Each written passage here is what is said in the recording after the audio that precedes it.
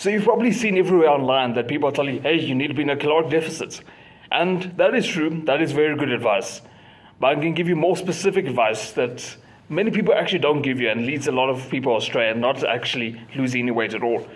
So to give you some backstory on me quickly, I used to weigh 120 kilograms and I used to be and still am 5'11". I like to tell people I'm 6 foot, but yeah, 5'11" is around 181 centimeters.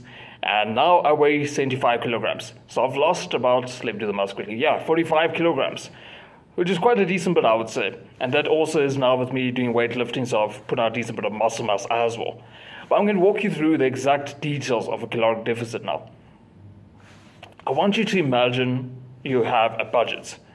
Now say on a monthly basis, I'm going to work in kilojoules just to account for more people, but calories, same price applies. So say now you have a budget of $8,000.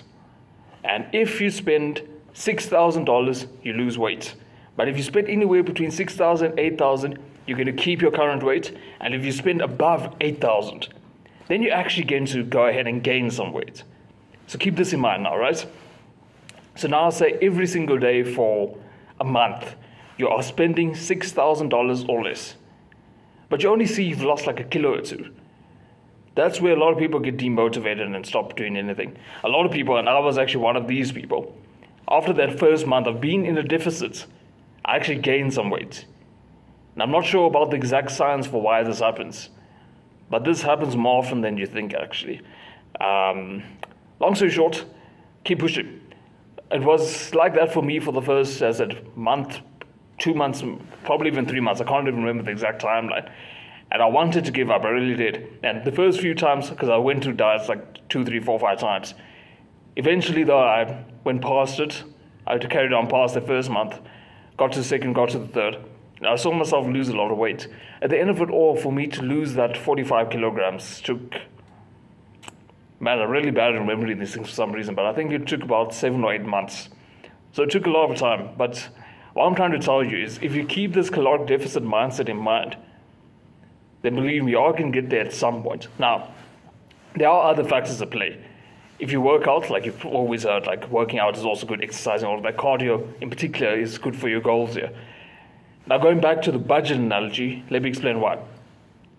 If you exercise, say you do an hour of cardio, instead of your budget being like $6,000 now, $6,000 or less, you've now increased it to $7,000. It doesn't mean you can eat $7,000, it just means you can lose a bit more now because you budgeted.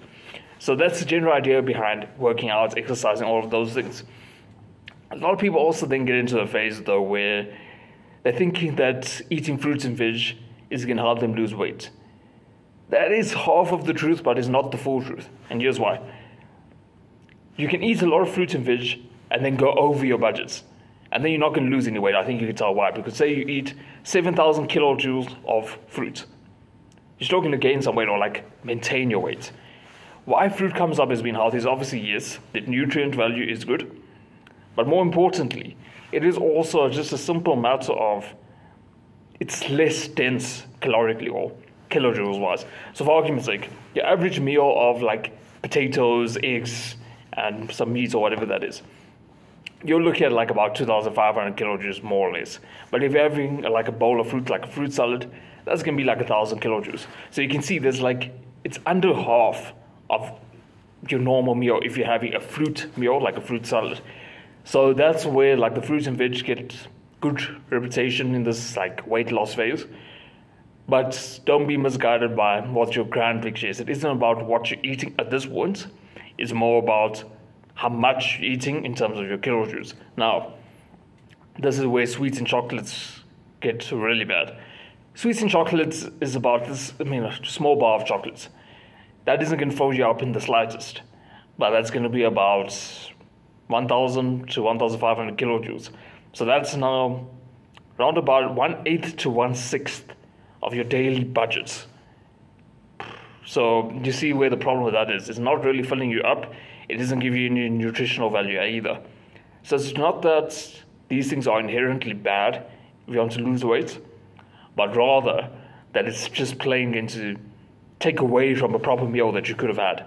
So you can still have them, but it's advisable that you don't.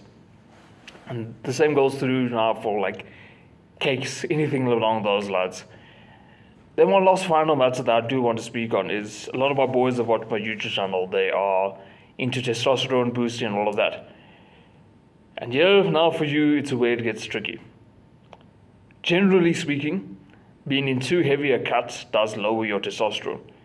But if you are keeping it very healthy now, so if you want me to give you like a rough exercise or diet plan, you should use, hey, lift heavy.